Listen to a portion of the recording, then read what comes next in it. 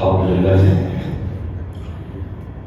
marilah sama-sama kita tingkatkan syukur kita kepada Allah Azza wa Jalla yang tiada hentinya kita mendapatkan nikmat tanpa dikurang satu apapun, dan dengan nikmat-nikmat itu kita gunakan untuk beribadah kepada Allah Azza wa Jalla. Amin ya rabbal alamin. Salawat dan salam semoga senantiasa tercurah limpah kepada junjungan kita baginda Nabi besar Muhammad sallallahu alaihi wasallam, kepada para sahabat dan para sahabat baik kita umatnya ila yaumil qiyamah. Amin ya rabbal alamin.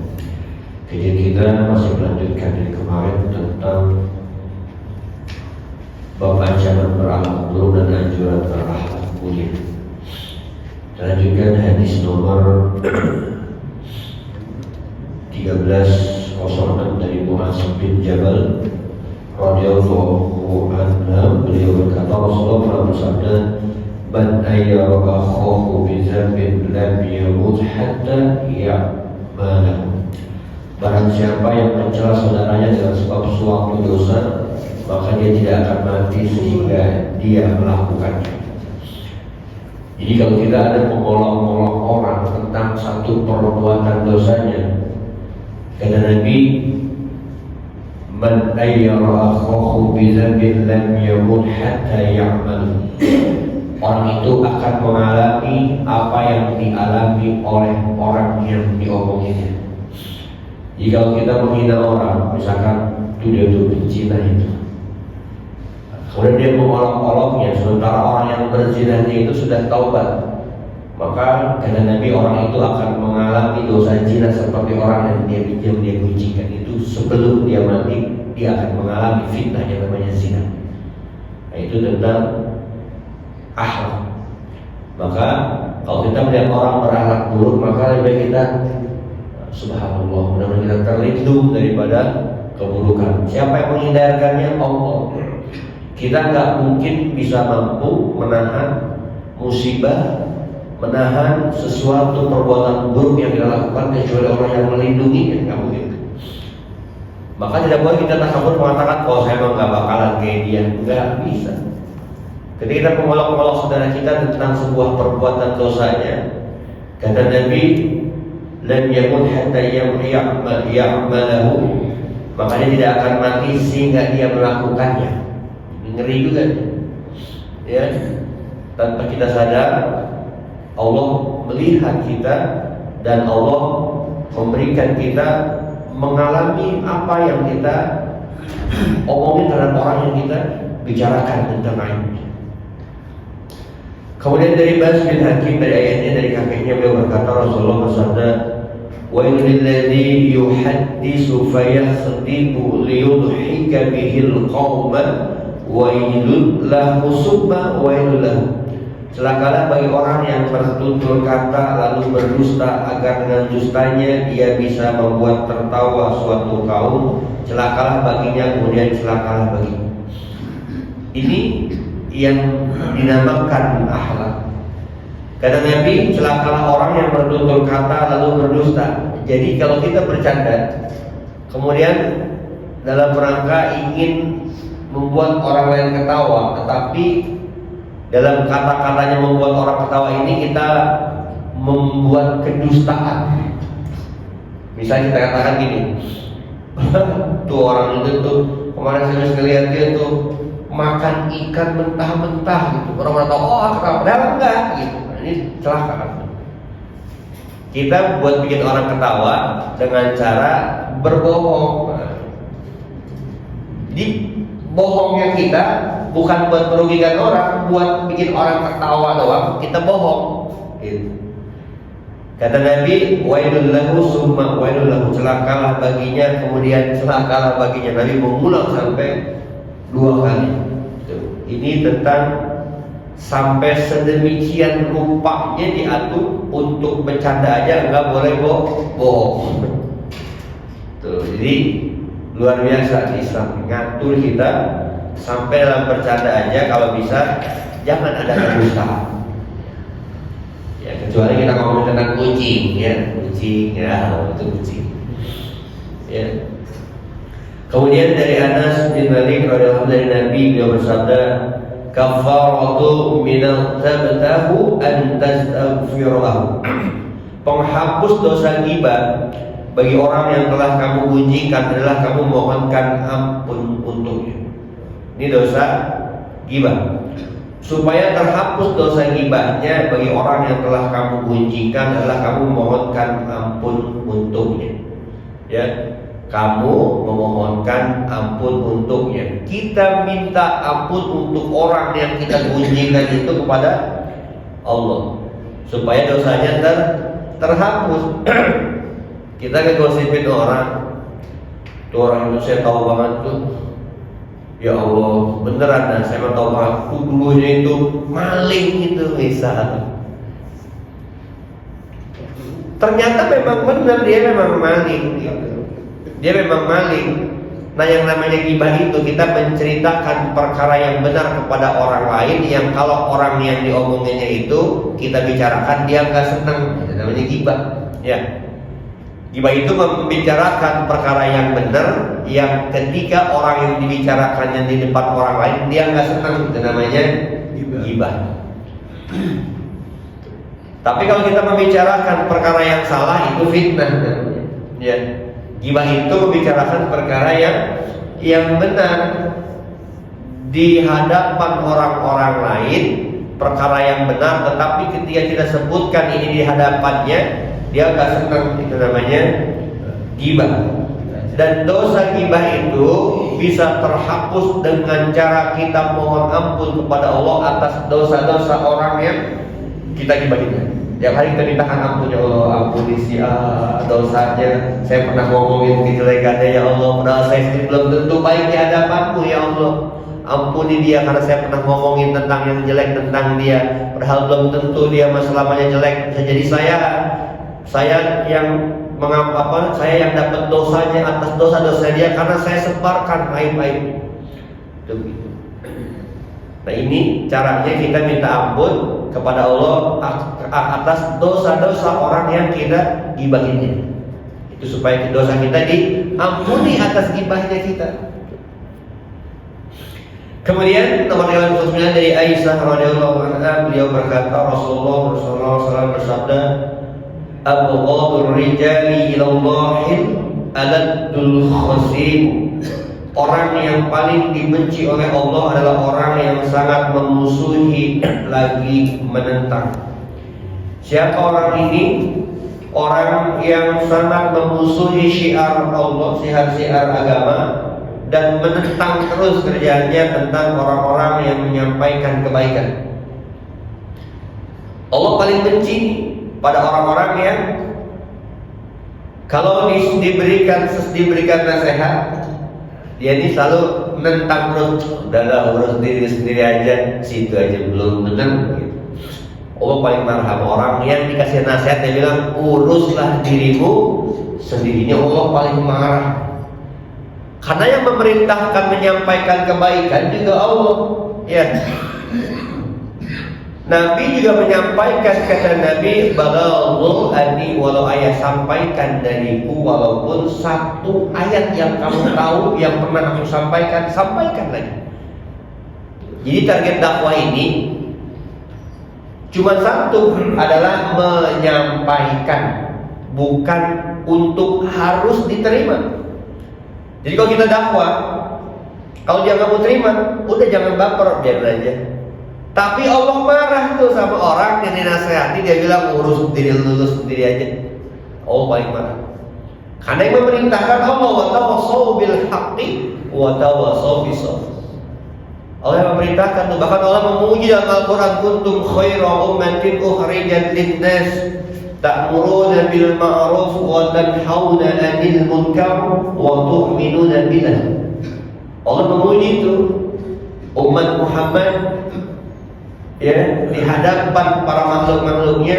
Siapa mereka? Ta'muruna bil ma'ruf, menyampaikan kebaikan, wa tanhauna 'anil munkar, dan mencegah orang daripada melakukan kemungkaran. Disampaikan jangan mabok ya, jangan judi ya, jangan mencuri ya, jangan korupsi ya. Tuh, jangan jadi orang zalim ya. Mengingatkan orang. wa tu'minuna billah, untuk beriman kepada Allah. Ini Allah yang puji. Terus orang kita ingatkan atas dalil ini, kemudian mengatakan udah deh, jangan sok soleh, ya, urus dirimu sendiri. Nah, ini Allah sangat benci. Kata Aisyah dari Rasulullah, abghadul rijali ilallahil aladul khazim, orang yang paling dibenci Allah, orang yang sangat memusuhi lagi menentang, nggak tahu. Udah dah, mendingan jualan somai aja dah, karena dakwah gitu. Ya, nah ini Allah paling membenci orang yang ketika tidak sengaja, ya paling benci. Awal pengajian, kalau ada tutup aja tuh pengajian yang membaring, tentang, ya, membenci dan memusuhi. Kalau bisa nih, Pak Sarki jangan ngaji dah. Kalau ngaji boleh, Pak Sarki nggak boleh lewat gang saya, bisa. Nah, itu musuhi benar. Nah, ini Allah paling benci. Ya. Kemudian berikutnya, ketika ancaman berakhlak buruk, maka ada anjuran untuk berakhlak mulia. Dianjurkan kita berakhlak mulia. Karena Nabi diturunkan oleh Allah sebagai Rasul untuk menyampaikan kepada kita. Kata Nabi, innamal bu'istu la utammima makarimallah. Tidaklah aku diutus kecuali untuk memperbaiki akhlak. Karena ketika Nabi diutus menjadi Rasul, ketika itu bangsa Arab dengan suku Quraisy itu akhlaknya itu jahiliyah. Tahu jahiliyah tuh? Jahiliyah, apa jahiliyah? Kebodohan, kedunguan, kegeblekan, gitu ya. Kalau kayak gitu, geblek, dungu, dongkok, itu semua tuh. Tuh ketika itu kaum Quraisy itu masih jahiliyah. Kehidupannya apa? Bodoh. Yang pertama, dia menyembah patung yang dia buat sendiri. Kemudian anak-anak perempuan yang terlahir dikubur hidup-hidup, karena anak perempuan yang terlahir dari kabilahnya merupakan aib buat mereka, maka dikubur hidup-hidup. Tuh orang jahiliyah, orang bodoh. Maka Nabi diutus menjadi Rasulullah di tengah-tengah kebodohan. Maka Nabi innamal bu'istu la utammima makarimallah. Kemudian dari itu Mas'ud dia berkata, Rasulullah bersabda, alaikum bis-sidqi fa inna sidqa yahdi ilal birri wa innal birra yahdi ilal jannah. Berpegang teguhlah kalian kepada kejujuran, karena sesungguhnya kejujuran itu menunjukkan kepada kebaikan, dan sesungguhnya kebaikan itu menunjukkan kepada surga. Ya. Wa ma yazalu rajulu yashduqu wa yataharra ash-shidqa hatta yuktaba 'inda Allahi siddiqan. Dan selama seseorang itu selalu jujur dan berusaha keras untuk jujur, hingga akhirnya dia pun ditetapkan di sisi Allah sebagai orang yang jujur. Ya. Jadi berusahalah jujur walaupun sulit, ya. Ternyata kejujuran itu membuatnya sulit hidupnya. Kejujuran itu membuat hidupnya di bawah rata-rata. Ini ada polisi jujur, hidupnya susah bener, naik motor enggak ganti-ganti, bannya sampai botak enggak diganti-ganti. Sementara polisi yang kok motornya motor mau nilang-nilang di jalanan, makan duit hilang. Ngambil uang dari bikin SIM, saya nggak mau. Kalau ada orang punya kesulitan, saya bantu. Saya nggak perlu minta uang, saya nggak perlu memeras rakyat. Dia hidupnya di bawah standar. Ingin jujur sampai dia mati, dia berusaha untuk jujur, maka dia ditetapkan oleh Allah ketika wafatnya sebagai orang yang siddiq, orang yang jujur. Jaminannya surga. Memang berat orang jujur, ya. Berat apa enggak? Berat. Ngurusin kasus ada duitnya? Ada. Dia nggak mau. Saya mau udah digaji sama negara, maka tugas saya ngurusin urusan masyarakat yang minta bantuan saya. Saya nggak mau minta duit pada masyarakat yang udah bayar pajak kepada saya. Jujur dia.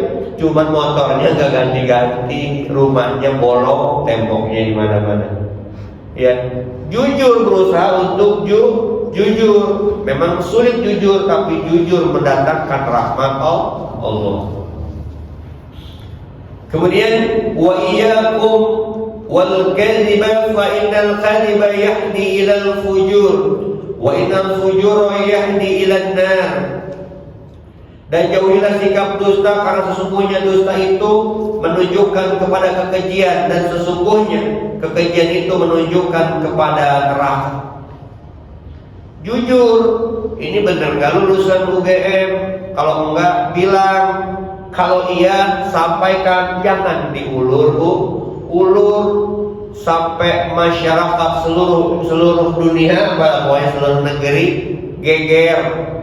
Kenapa? Karena kejujurannya diragukan. Kalau memang jujur, tunjukkan jujur. Tapi kalau berusaha untuk tidak jujur, kata Nabi, jauhilah sikap dusta, sungguh itu menunjukkan kepada kekejian, dan sesungguhnya kekejian itu menunjukkan kepada neraka. Tuh. Jujur dulu, ya. Ini dia akan membawa, karena apa? Kalau udah nggak jujur, dia akan tutupi dengan tutupan yang baru, tutupannya dengan tutupan yang baru. Kalau orang udah bohong, kira-kira dia udah bohong, terus bohongnya ketahuan, dia bakal bohong lagi nggak? Bohong yang kedua mau ketahuan, dia cari bohong yang ketiga, terus ngebohongin orang sampai dia capek dan nggak pernah menemukan ketenangan. Itu orang jujur, ya. Koruptor juga gitu, bingung kan tuh. Anggarannya ini buat apa? Dia nggak jujur. Ketika diperiksa KPK, mulai lagi tuh dia cari bukti-bukti palsu, kwitansi-kwitansi di print-printin yang palsu. Dia bohong lagi untuk menunjukkan bukti palsu. Ketika dipanggil, mana saksinya? Dia bayar saksi palsu. Semua udah terus bohong dan terus-menerus akan menyeret dia ke dalam neraka. Ini tentang kejujuran. Wa ma yazalu rajulu yakdzibu wa yataharral kadhiba hatta yuktaba 'inda Allahi kadzdzaba.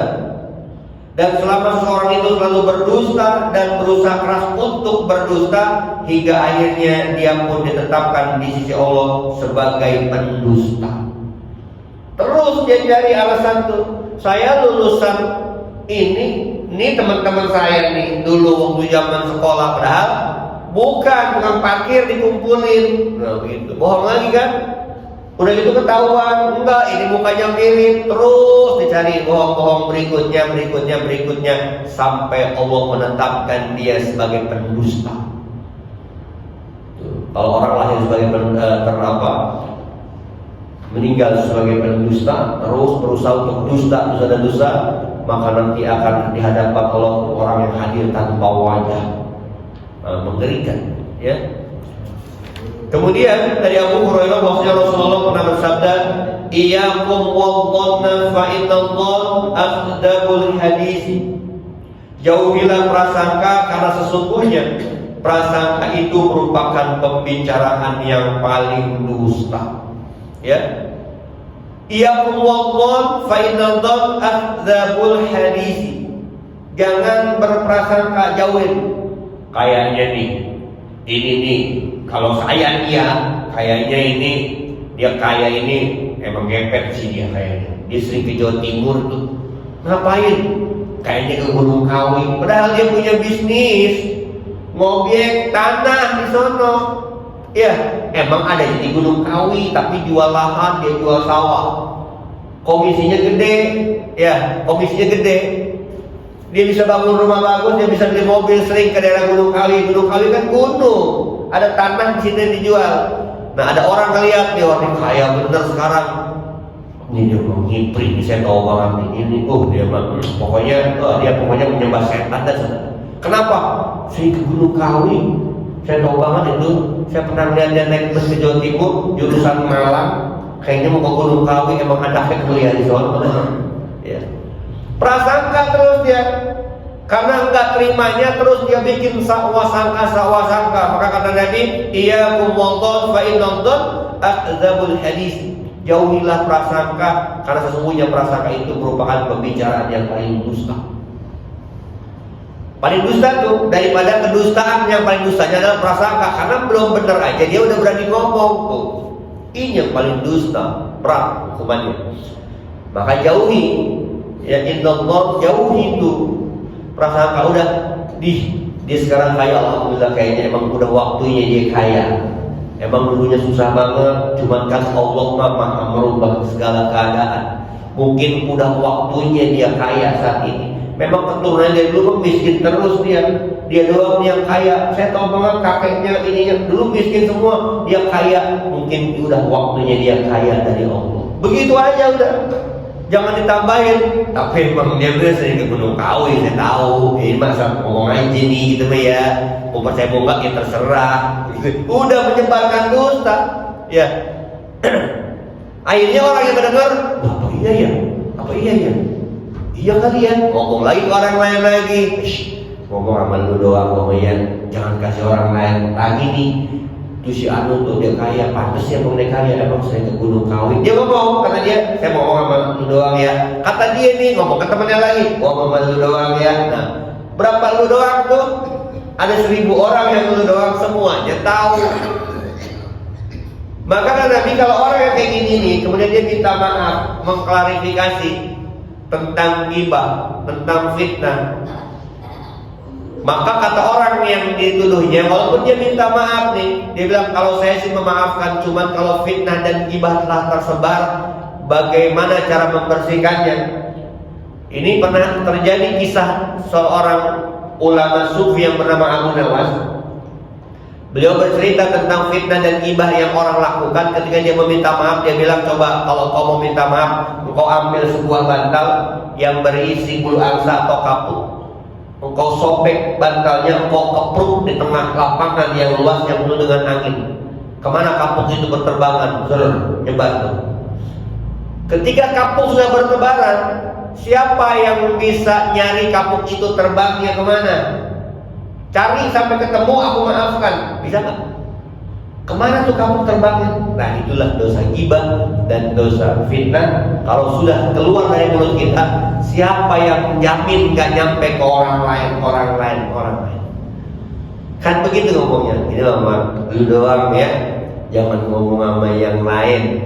Diceritain nih, dia udah dengar. Oh iya, siap. Oke, tutup mulut gitu. Dia punya teman baik lagi nggak? Dia punya teman dekat lagi, dia ngomong lagi, ngomong lu doang ya, jangan ke orang lain. Akhirnya 1000 orang begitu ngomongnya, dia tahu semua. Ini yang tentang saqwasan. Maka ia kumullah fa inna adzabul hadis. Jauhilah prasangka, karena sesungguhnya prasangka itu merupakan pembicaraan yang paling dusta.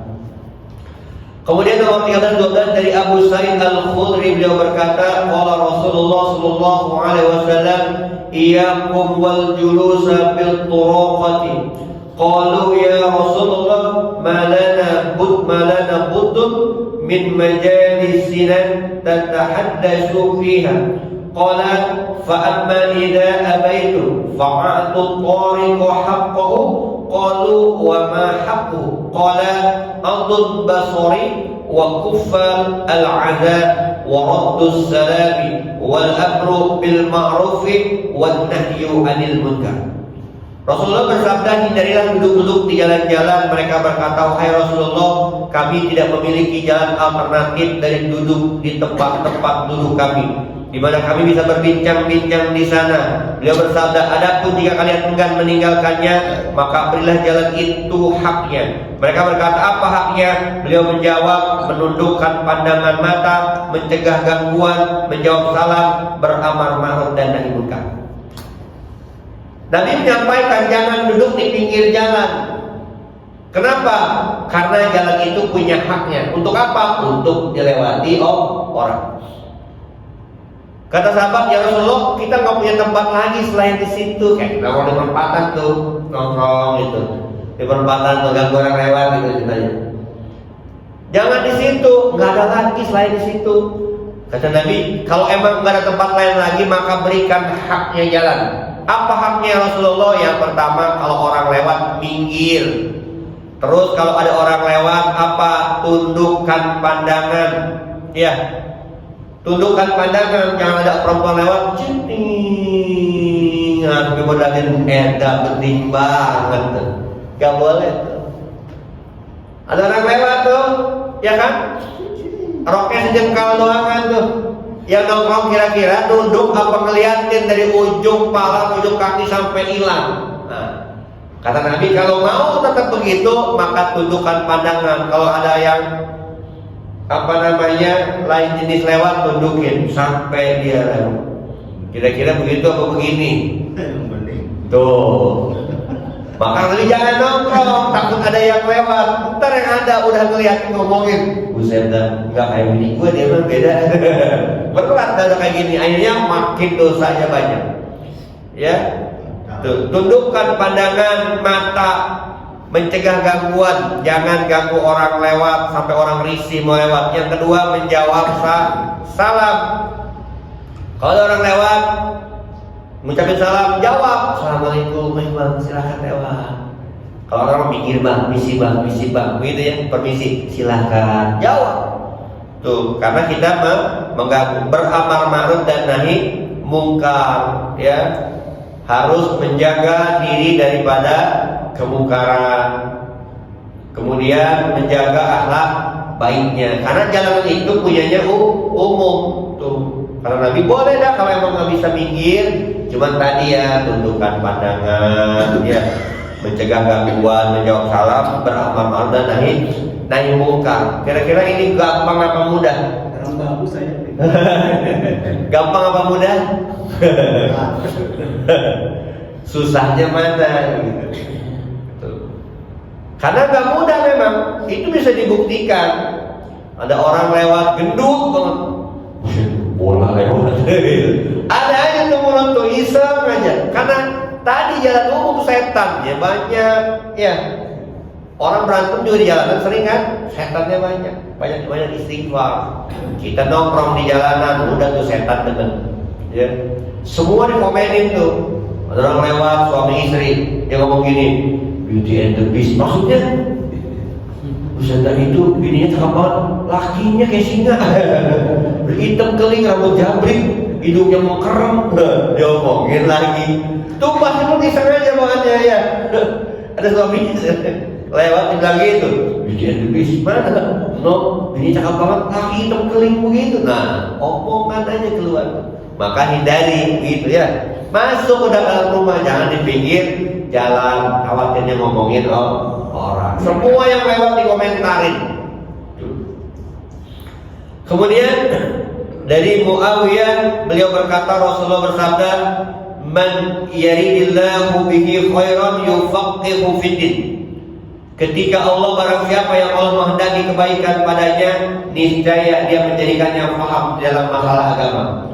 Ini tanda Allah mulai mencintai hambanya. Maka orang itu akan diberikan kepahaman tentang agama oleh Allah. Yang dulunya hidup semau gue, yang hidupnya pokoknya asal gue mau, urusan lu apa? Mata-mata gua, mulut-mulut gua, hidung-hidung gua, ngapa lu yang repot? Begitu dulu. Ternyata mulut ini punya tanggung jawab, nggak boleh asal ngomong, mata pun nggak boleh asal ngeliat, harus tundukkan pandangan. Ternyata semua tubuh kita ini nggak boleh dilakukan sekemaunya kita, ada aturannya dalam agama. Dan Allah yang mencintai seorang hamba diberikan kepahaman tentang agama. Oh, ternyata mata ini punya Allah. Kalau saya melihat yang buruk, ternyata Allah yang kita arahkan untuk melihat keburukan. Masya Allah, subhanallah. Selama ini berarti kalau saya melihat, berarti saya menunjukkan kepada Allah tentang keburukan. Ternyata mulut ini bukan punya saya, mulut ini punya Allah. Ternyata nggak boleh sembarangan ngomong, karena bakalan dimintakan pertanggungjawabannya. Dan nanti di yaumil qiyamah, salah satu anggota tubuh yang tidak diizinkan berbicara adalah mulut. Di hadapan Allah semua anggota tubuh kita akan bicara. Tangan bakal ngomong, kuping bakal ngomong, mata bakal ngomong, hidung bakal ngomong, kecuali mulut suruh diam, mulut diam. Kenapa? Karena mulut paling demen mengeluarkan kata-kata kotor, paling demen berdusta. Maka dikunci, ditanya, wahai mata, dulu waktu hidup tuh mata buat apa aja? Kalau ke mall apa yang diliatin? Cilok apa colik? Gitu. Ditanya tuh, Wahai telinga, dulu digunakan buat apa? Iya, saya suka dengerin gosip dulu. Habis saya dengerin, saya sampaikan lagi ke orang. Gosip bergosip terus panjang. Ditanya, wahai kaki, dulu kakimu dilangkahkan kemana? Banyakkan ke tempat maksiat, apa ke tempat ibadah? Kata mulut, jangan ngomong. Kaki jawab. Kaki bakal ngomong seada-adanya kaki. Banyaknya dibawa kemana, dia akan ngomong, ya Allah, di hari ini tanggal segini jam segini, kaki ini saya bawa mengantarkan istri saya, mengantarkan ibu saya, mengantarkan anak saya ke rumah sakit. Di pagi hari setelah bangun tidur, kaki ini membawa saya ke masjid untuk sholat berjamaah dan ngaji. Ya Allah, di siang harinya kaki ini saya bawa untuk menjenguk teman saya yang sakit. Bicara kaki ini, nggak perlu disuruh, dia akan bicara sendiri apa yang dilakukannya. Kalau untuk ibadah maka akan bernilai pahala. Tapi sebaliknya, kalau kaki ini dibawa ke kemaksiatan, dia pun akan bicara tentang kemaksiatan yang dilakukan oleh si kaki ini tanpa ada intervensi dari mulut, karena mulut ketika itu dikunci, gak bisa ngomong, digembok rapet, ordengnya ditutup, gak boleh dengerin. Tuh ya, maka kalau Allah menginginkan kebaikan kepada hambanya, kata Allah, kata Nabi, "Mayyurillahu bi khairan yufaqihu fiddin." Dia akan diberikan kepahaman agama. Oh, ternyata tubuh ini punya Allah, diperintahkan untuk dipakai buat ibadah ternyata. Karena wa ma khalaqtul jinna wal insa illa liya'budun. Ternyata semuanya buat ibadah. Saya pikir bebas, ini cuma sekali, masa nggak dipakai buat begini begitu, sayang bener gitu. Kan begitu tuh. Kalau orang-orang fasik, kalau dikasih tahu bilangnya apa? Men, hidup sekali men, nikmati aja. Iya, kalau nggak langsung mati. Kalau langsung mati, bagaimana? Dia bilang hidup sekali. Padahal hidup, ada kehidupan setelah kematian, itulah hidup yang sebenarnya. Di dunia ini cuma mampir doang sebentar. Dan dunia itu tempatnya ujian. Ya, dunia itu tempatnya ujian. Kata Allah dalam Al-Quran di surat Al-Baqarah ayat 214, A'udzubillahi minasyaitonirrajim. Bismillahirrahmanirrahim. Am hasibtum an tadkhulul jannah wa lamma ya'tikum masalul ladzina khalau min qablikum. Kata Allah, ataukah kamu mengira bahwa kamu akan masuk surga padahal belum datang kepadamu cobaan seperti yang dialami orang-orang terdahulu sebelum kamu. Jadi jangan ngehayal dulu bisa masuk surga sebelum kita diuji seperti ujiannya orang-orang terdahulu. Nah, coba baca sejarah orang-orang terdahulu ujiannya bagaimana tuh? Enteng apa berat? Jadi jangan langsung bangga pede dulu masuk surga. Kalau hidupnya cuma poya-poya, ya, cuma senang-senang, healing doang, kagak ada berat-beratnya banget hidup. Jangan ngehayal dulu masuk surga, kata Allah. Karena kata Allah, jangan mengira engkau masuk surga sebelum cobaan itu datang kepadamu seperti cobaan orang-orang terdahulu. Bazzatkumul ba'sa wad-dhara'u wa-zulzilu hatta yaqula rasul ladzina amanu ma'a mata nasrullah ala inna nasrullahi qarib. Dia akan diuji dengan ujian yang berat, ya. Apa ujiannya? Ditimpa kemelaratan, penderitaan, dan diguncang dengan berbagai cobaan, sehingga Rasul dan orang-orang yang beriman bersamanya berkata, mata nasrullah, kapankah datang pertolongan Allah? Saking hampir putus asanya diuji, mereka mengatakan, mata nasrullah, kapan sih pertolongan Allah itu datang? Tuh ujian orang terdahulu, saking beratnya. Udah nggak sanggup, ya Allah, miskin yang begini. Kalau orang miskin makan tak masih makan walaupun tempe sama garam. Ini benar-benar 5 hari nggak ketemu makanan. Di Palestina itu gimana? Makanan datang, tunggu bantuan datang.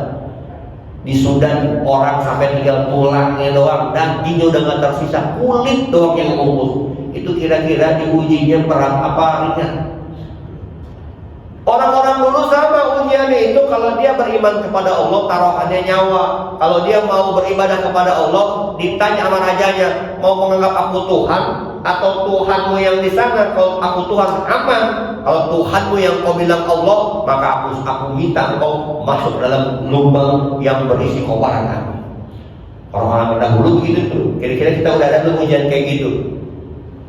Kalau ujiannya masih ringan-ringan aja, nggak sampai ya Allah, ujianku berat banget ya.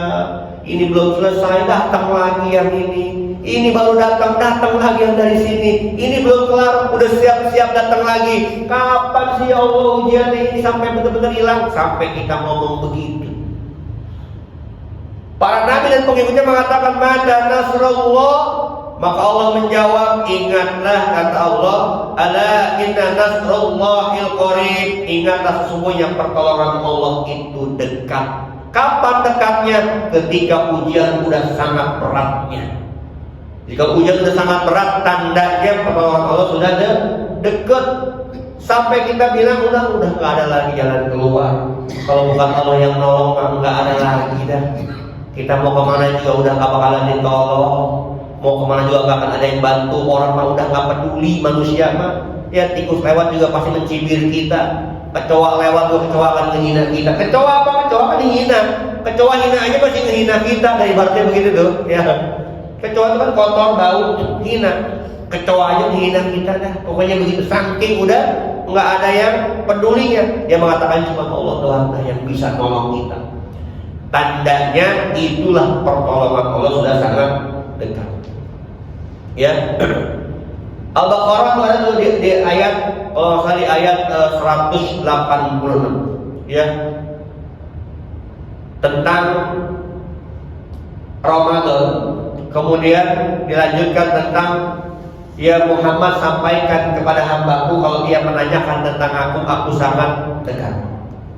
Ya. Artinya Allah itu dekat. Cuman kalau kita dekat sama Allah, bukan dikasih permen, bukan dikasih kembang gula. Tandanya orang dekat dengan Allah, Allah itu senangnya nguji.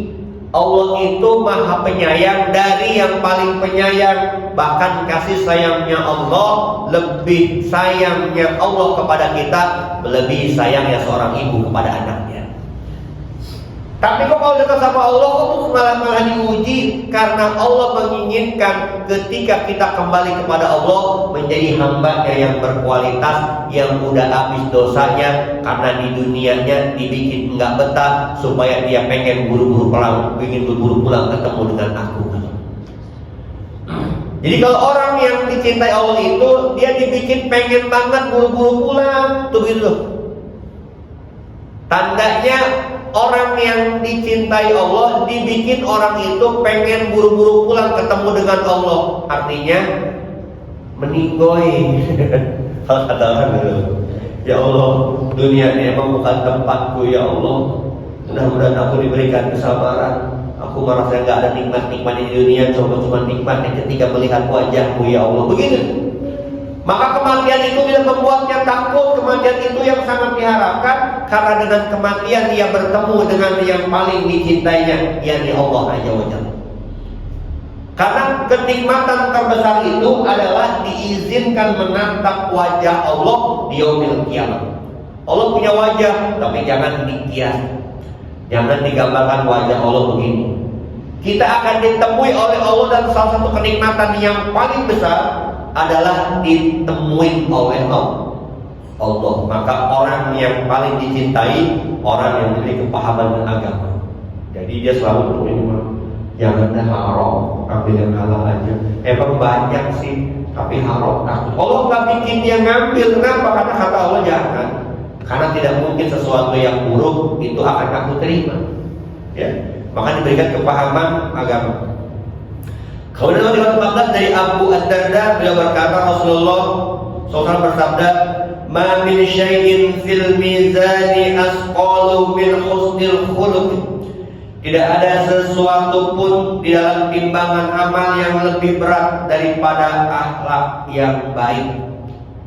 Jadi timbangan amal kita kelak, ya, nanti di Yaumil Mizan ada satu masa namanya Yaumil Mizan, hari penimbangan. Pak Hanif dipanggil, Hanif bin Ma'ruf bisa. Sini Mas Hanif. Ya Allah, saya menghadap. Kita nimbang ya Mas Hanif, mana bekalnya coba saya lihat. Yang bekalnya di bawah ini yang baik apa yang buruk, Mas Hanif ditimbang satu-satu nih. Tang. Oh, sholatnya banyak, naik nih. Sholatnya banyak nih. Naik. Ternyata di sininya nggak peduli sama orang, demen menghina orang, ditaruh nih langsung jompang gubrak. Yang ini ternyata sholatnya memang nggak banyak, sholatnya memang ke masjid tapi nggak banyak, dia memang nggak kayak si Ono tahajudnya sampai pada bakar kakinya, enggak. Sholatnya memang pas-pasan doang, puasanya juga Ramadan doang, sunahnya kagak, nggak ada dia mah. Ya haji juga kayaknya enggak, dia mau orang miskin sih nggak haji. Biasa aja, cuman kalau ketemu orang nyapa melulu, nggak pernah sama orang tuh pengen dengki. Setiap ketemu orang bawanya pengen nolong, walaupun nolongnya hal-hal kecil doangan, ditimbang kok. Ternyata naiknya luar biasa, karena akhlak baiknya langsung naiknya tinggi tuh bebannya. Padahal sholatnya biasa aja, tapi karena amal baiknya maka sangat berat timbangannya. Makanya nggak aneh kalau dalam beberapa riwayat dikisahkan ada seorang wanita pelacur yang ketika ia melihat anjing kehausan, ada anjing kehausan, dia turun ke dasar sungai, dia ambil pakai sepatunya airnya, dia berikan minum kepada anjing, sehingga anjing itu yang kehausan bisa hilang dahaganya karena dikasih air apa seorang pelacur.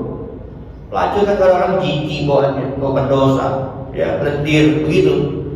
Tapi karena perbuatan baiknya, dalam riwayat disampaikan dia bisa diampuni dosanya karena perbuatan baik, yang artinya kalau diampuni dosa kan syarat masuk nerakanya nggak ada. Padahal seorang pelacur. Ini untuk pelajaran buat kita, berbuat baiklah karena timbangannya berat. Bukan sholat yang banyak, bukan. Sholat memang perintah, ya. Tapi amal baik itu adanya di sini. Mau apa enggak? Kalau sholat bukan mau apa enggak, emang harus. Sholat wajib. Sholat itu password, Pak. Ya, password. Jangan juga begini. Ustaz, berarti untuk orang masuk surga kan baik banget ya Allah, setiap lebaran ngasih sembako banyak. Ada anak yatim, dia mah bukan orang kita sih. Santunannya luar biasa, marbot diumrohin semua, guru-guru ngaji dikasih tunjangan semuanya, nggak ada yang kekurangan. Tapi sholat enggak, itu doang sih nggak sholat. Nah, ini juga nggak benar, karena nanti di Yaumil Mizan ditimbang mana pahalanya. Umrohin orang timbang berat tinggi itu. Ini masya Allah, semua guru ngaji disantunin tuh, ditanggung semuanya, masjid nggak ada kekurangan dana, semua dikasih. Orang-orang miskin, janda-janda tua, santunin semua. Anak-anak yang nggak bisa sekolah, disekolahin, tinggi pahalanya. Begitu udah banyak berat timbangannya, kata Allah, mana passwordnya supaya bisa keterima sholat. Ada nggak sholatnya? Nggak ada, hilang semua. Ya, passwordnya sholat, amal baiknya banyak banget. Nggak sholat, ya sama. Saldonya 1 triliun, masukin passwordnya kagak bisa diambil nggak? Nggak bisa. Passwordnya sholat, dan itu aja. Jadi kalau nggak sholat mau berbuat baik pun dia cuma dapat kebaikan di dunia, di akhirat nggak bisa dia bawa. Passwordnya sholat. Setelah sholat untuk memberatkan timbangan, berlakulah yang baik, baru masuk semua. Luar biasa nih orang baik. Sholat nggak? Ini ya Allah, saya sholat 5 waktu gak pernah tinggal. Oh, passwordnya ada 1 triliun, withdrawal, masuk tuh saldo pahalanya karena dia sholat. Kuncinya sholat, baru pahala yang segitu diterima. Tapi kebalikannya, sholat doang setiap hari, passwordnya memang cakep Pak, nggak pernah lupa. Setiap ke ATM, apal saya mah password, keluar. Saldonya, mohon maaf, saldo Anda kurang ya. Passwordnya masuk, tapi saldonya istighfar dulu. Setiap ke ATM pulang minum ini ya, minum amlodipin. Aduh, amlodipin tanda yang dosis tinggi. Kenapa? Stres lihat rekeningnya, saldonya begitu dulu. Tapi sholat cuman sholatnya untuk dirinya sendiri. Dia sholat cuman mulutnya pedes. Dia sholat tapi masih makan yang haram. Dia sholat tapi gak peduli sama orang-orang miskin. Ini sholat, passwordnya mah maksud Pak, cuman saldonya enggak ada.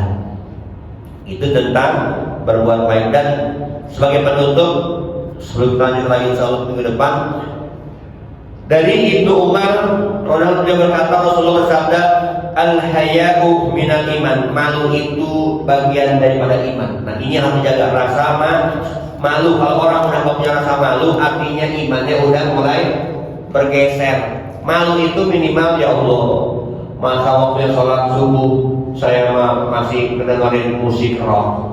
Ya Allah, malu lah, aja di luar aja yang udah pada putih masih jalan ke masjid, saya masih jam-jam begini, malah fitness dulu baru ke masjid. Malu, punya rasa malu. Malu itu sebagian daripada iman. Kalau orang nggak punya rasa malu, imannya dipertanyakan. Tuh, jadi satu-satunya punya rasa malu. Ya Allah, ini masih muda aja ke masjid, saya yang udah bawa tanah enggak mau ke masjid, punya rasa malu. Ya Allah, udah ditegur-tegur di situ, ayo ke masjid enggak ke masjid juga, punya rasa malu. Malu itu sebagian daripada iman. Allah Ta'ala alam bisyawab. Ada yang mau tanya atau mau menyangka, silakan dikasih kesempatan 1 atau 2 pertanyaan. Kalau saya kan lecak gimana itu kita terus? Gimana? Di video saya kan lecak Iya. Iya. Nah ini yang dibilang ghibah berjamaah. Ya, dosa enggak? Dosa. Kalau orang yang paham, resign ya. Ngapain ini kerjaan dosa? Yang nonton juga dosa. Dan ini dahsyatnya Pak. Pemilik programnya nih, program yang tentang gosip ya, ghibah. Dosanya ini sebanyak mata yang memandang kemudian mengomentari kegibahannya ini, dia dapat dosanya semua tuh.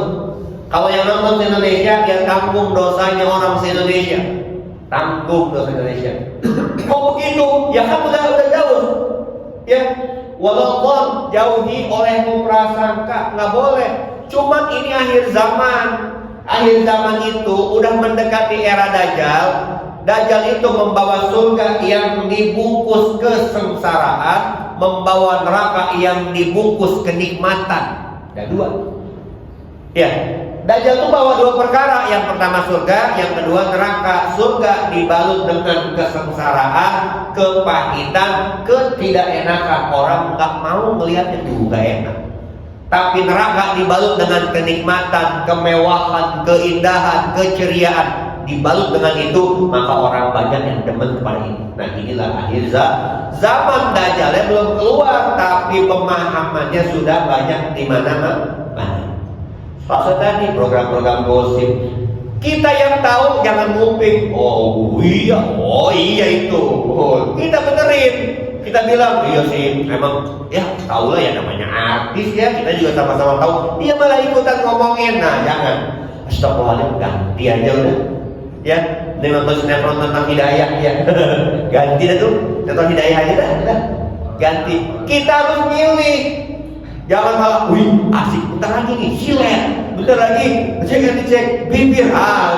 Jangan bahaya ya. Lebih baik nonton tentang si bolang. Ya, nonton bola lebih menyenangkan ya. Menyenangkan. Saya bukan membedakan program-program, cuman saya bicarakan tentang ada unsur kemaksiatannya. Ya, maka jangan. Dosa apa enggak? Dosa. Udah jelas dalilnya ya. Wala tajassasu, jangan berprasangka. Enggak boleh. Bahkan di Al-Qur'an sebagian prasangka itu adalah dosa, baru sebagiannya aja dosa. Lalu bagaimana? Ini mah bukan kita mah ingat juga memang nggak bisa. Istighfar aja, ingat teman-teman kita, jangan nonton ini ya, tak dosanya kebagian, jangan ya. Nah, gitu aja, ya. Allah Ta'ala bisa marah. Memang susah dunia ini nggak? Dunia ini memang diciptakan untuk fitnah, ya. Dunia itu memang diciptakan untuk fitnah. Kan disebutkan ya, wa ma hayatad dunya illa mata'ul ghurur. Dunia ini memang diciptakan untuk menipu kita supaya kita berhasil nggak lolos daripada ujiannya. Itu dunia. Dunia itu bukan pencapaian, dunia itu sementara, dunia itu ujian bukan tujuan. Itu aja. Kalau kita punya tujuan tentang dunia, salah besar. Tujuan kita akhirat. Dunia ini tempat ujiannya. Habis sekolah lulus kerja. Jangan mau sekolah melulu SD, mau sampai bewokan SD aja. Ya, sementara sampai ujian lulus kerja. Nggak lucu kan? Pasarnya masih SD kelas 5, kumis sudah di mana-mana. Saya nggak mau lulus Ustaz. Itu orang yang cinta dunia, nggak mau lulus dia. Padahal tujuannya akhirat, gitu ya. Allah Ta'ala alam bisawab. Ada lagi? Pertanyaan lagi? Kamu tanya.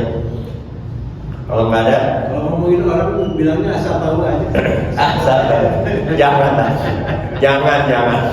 sama aja. Ya. Asal tahu aja ya. Asal tahu aja masih tahu. Asal tahu aja ya. Amal dulu doang. Entar dia ngomong lagi waktunya. Asal tahu aja ya. Tapi gue mah amal doang. Jangan jaga ya. Tutup ya. Dia sama temennya kan begitu lagi. Jangan dah. Pokoknya gini, banyak istighfar. Ya Allah, pengen banget ngomong gitu, tahan gitu ya. Pengen ngomong, tahu nggak? Astagfirullah gitu aja. Ya, karena emang berat. Ya, ini saya kasih tahu ya. Setiap pagi hari seluruh anggota tubuh berkata seluruhnya kepada lisan kita, wahai lisan yang ada pada diriku ini, seluruh anggota tubuh ini tergantung kepadamu. Kalau engkau ajak kebaikan maka baiklah seluruh kami. Kalau engkau ajak kami pada keburukan, buruk. Coba Pak, rintangan kaki ini, yuk jalan yuk ke Cipete, jalan. Yuk ke Pasar Lembang, jalan. Yuk ke Tanah Abang, jalan. Kalau kata lisan, mager nggak ada yang jalan di badan ini. Maka seluruh badan berkata kepada lisan setiap hari, wahai lisan, bawa kami untuk melakukan kebaikan hari ini. Wahai lisan, jangan bawa kami kepada tempat-tempat yang tidak Allah itu. Itu setiap hari tubuh berkata kepada lisan, wahai lisan, jaga kami semuanya. Ada pada lisan. Tuh, lisan ini komandannya. Kalau kata lisan, yuk kita ke puncak kita. Jalan kita nih, walaupun gak ada mobil, ada yang minjemin begitu. Lisan semuanya. Kalau kita bilang, alah gak usah lah, di sini aja. Ya di sini aja. Lisan semua yang menjadikan semua berkata. Allah Ta'ala ala bisawab. Baik, cukup ya. Jadi, kenapa? Belum tahu ini. Oh iya. Ketinggalan ya. Kita kita tahu Pak Sekjen. Pak Sekjen kita tahu. Ada rencana temporak, insya Allah Agustus punya dikasih sehat semua, sehat badannya, sehat rohanianya, sehat kantongnya. Amin ya rabbal alamin. Baik, sebelum kita akhiri, kita berdoa Subhanahu wa taala mudah-mudahan hari ini dan selanjutnya kita senantiasa diizinkan oleh Allah untuk menambah amal kita, amal yang baik, dan semakin menjauhkan kita daripada amal-amal yang tidak disukai oleh Allah. Dijaga kesehatan kita, dijaga rezeki kita untuk senantiasa mengalir dengan lancarnya, dimudahkan rezekinya, dimudahkan ditambahkan ilmu kita setiap hari, diberikan perbuatan-perbuatan yang Allah cintai, dan kita minta ya Allah dijaga sampai akhir hayat kita senantiasa melakukan perbuatan yang Allah ridhoi, dan ketika Allah mengizinkan kita untuk pulang kepadanya, maka kita pulang dalam keadaan husnul khatimah. Ada hari ini ya. Wa qul lil sawmi wa birin wa lahum bisafati rasulillah sayyidillah wal fadilah. A'udzu billahi minasyaitonir rajim. Bismillahirrahmanirrahim. Alhamdulillahirabbil alamin arrahmanir rahim maliki yaumiddin. إياك نعبد وإياك نستعين صراط المستقيم صراط الذين أنعمت عليهم غير المغضوب عليهم ولا الضالين سبحانك اللهم وبحمدك أشهد أن لا إله إلا أنت أستغفرك وأتوب إليك والسلام عليكم ورحمة الله وبركاته.